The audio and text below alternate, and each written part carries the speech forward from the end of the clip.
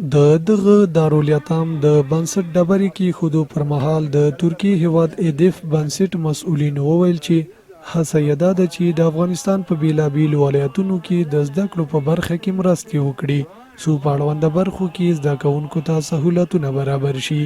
د خوست ولایت مرستیال والي د یاد دارالیتام د بنسټ ډبرې په کې خودو خوښي وښوده او زیاتولې چې د کورنیو چارو سرپرست وزیر په هڅو او د ترکی هیواد د ایدف خیریه بنسټ له لوري یاد دارالیتام د شاوخوا 100 لک افغانیو په ارزښت جوړیږي.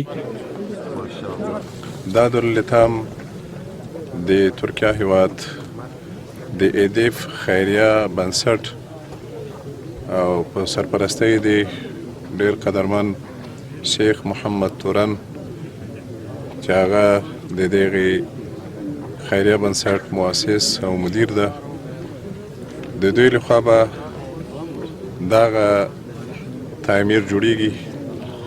تعمیر په دوو پوړیو کې ده، په دوو چتونو کې چې د 600 یتیمانو لپاره به دا دارالیتام وي.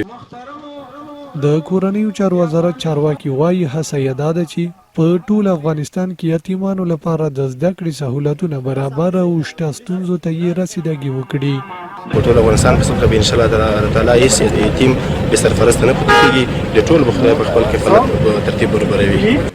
سیموالو هم په خپلو خبرو کې د مننې ترڅنګ زیاتوله چې دغه دارالیتام په جوړېدو سره به یې په اړونده برخه کې شته ستونزې حل شي. دغه دارالیتام به د سلګونو یتیمانو او بې سرپرسته یتیمانو د علم تنده خړوبه کړي. په دې باره کې چې چا هلې ځلې کړي دي هغو ته د اجر عظیم غوښتونکی یو. د یادولو ده چې یاد بنسټ له دې وړاندې هم په نورو ولایتونو کې دیني مدرسې جوړې کړي او مسؤلین یې ژمنه کوي چې په یاده برخه کې به خپلو خدماتو ته دوام ورکړي.